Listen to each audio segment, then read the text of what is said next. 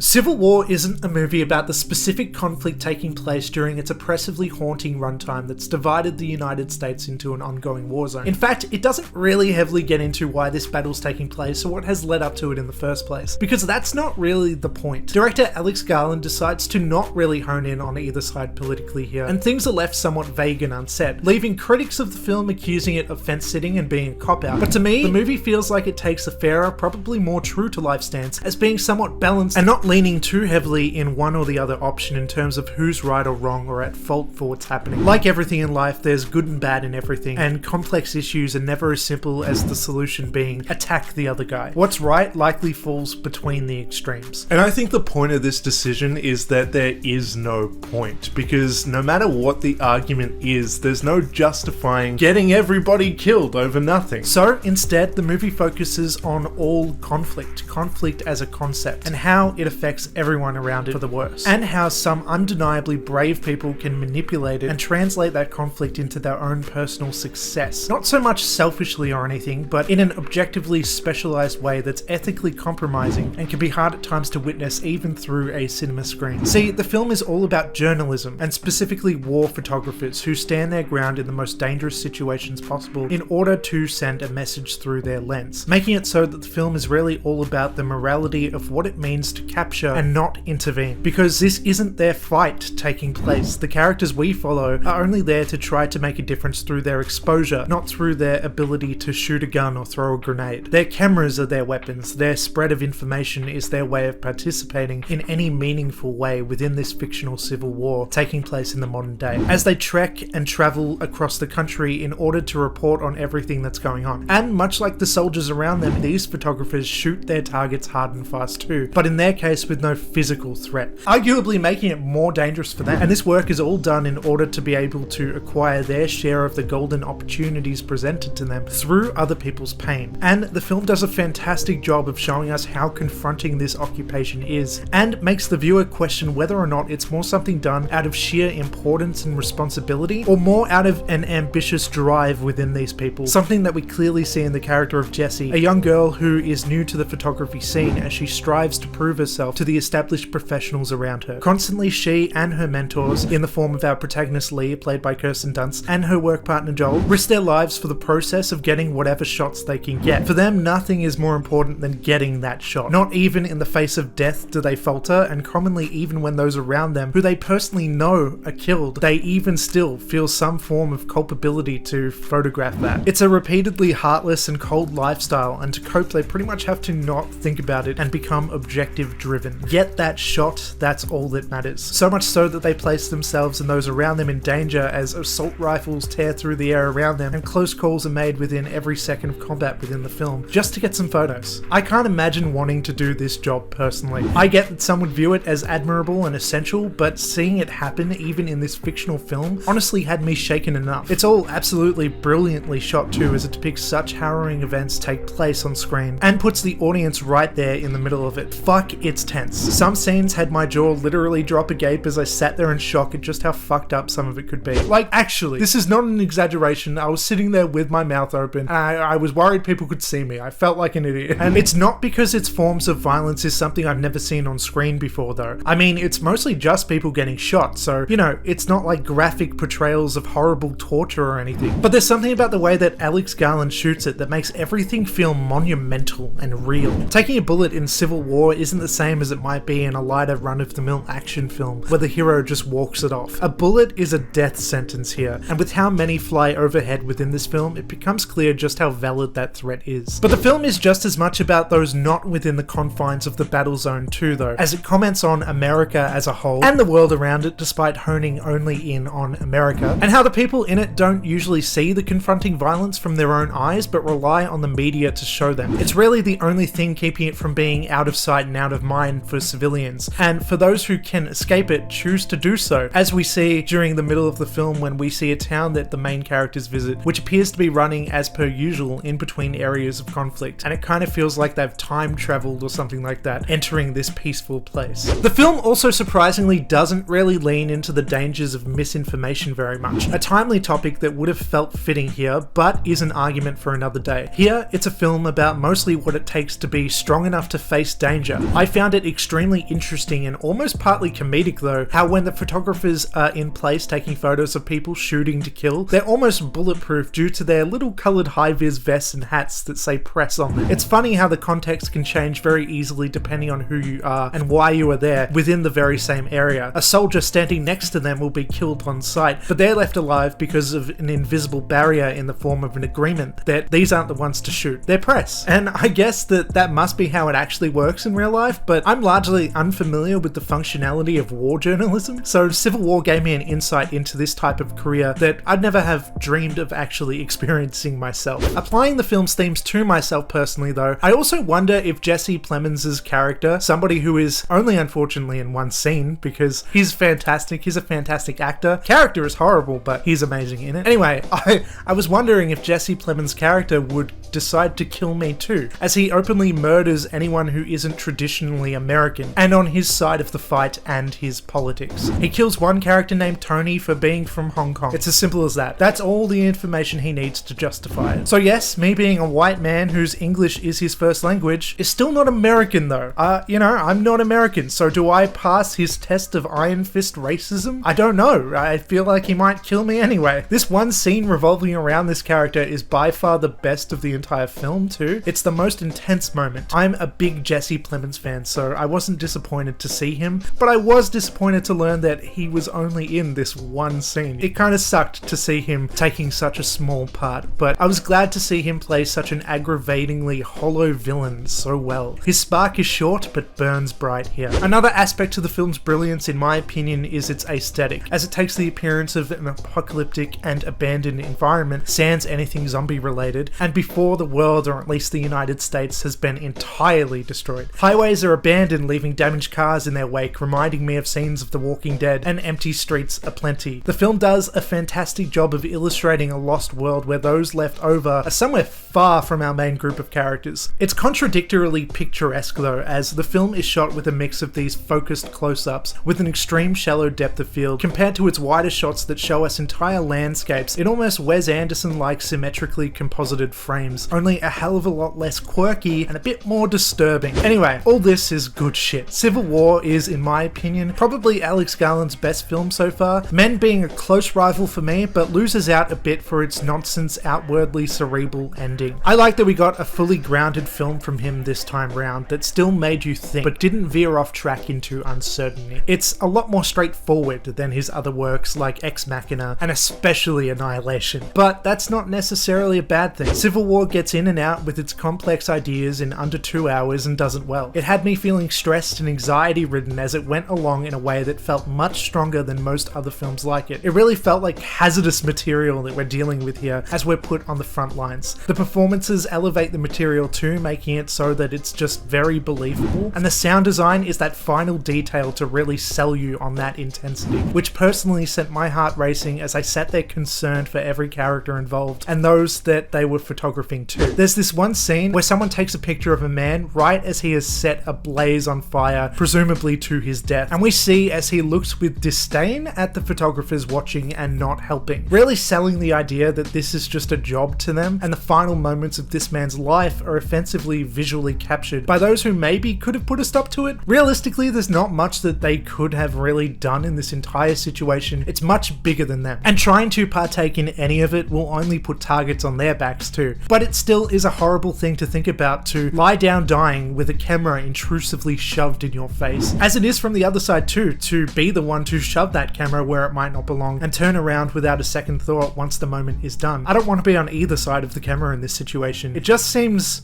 really fucked up and horrible. It reminded me of nature documentaries and how they're not supposed to interfere and help the animals, like a zebra being killed by a lion or whatever. Documentarians aren't supposed to screw with nature, right? And that's not seen as them being like culpable for the violence that takes place in those situations. They're just like letting nature run its course. But that's the animal kingdom, you know? Those are wild animals killing for survival. When it comes to humans and their complexities and understanding of the context and unnecessariness of the violence that they project, it just feels less justified. You know, we're not meant to be animals, but I guess that's just what our hatred turns us into. Anyway, I guess that's about all that I have to say for now, so thanks for watching. Before you go, please do the things, jar, like, share, subscribe, all that shit. I'm Addy, goodbye.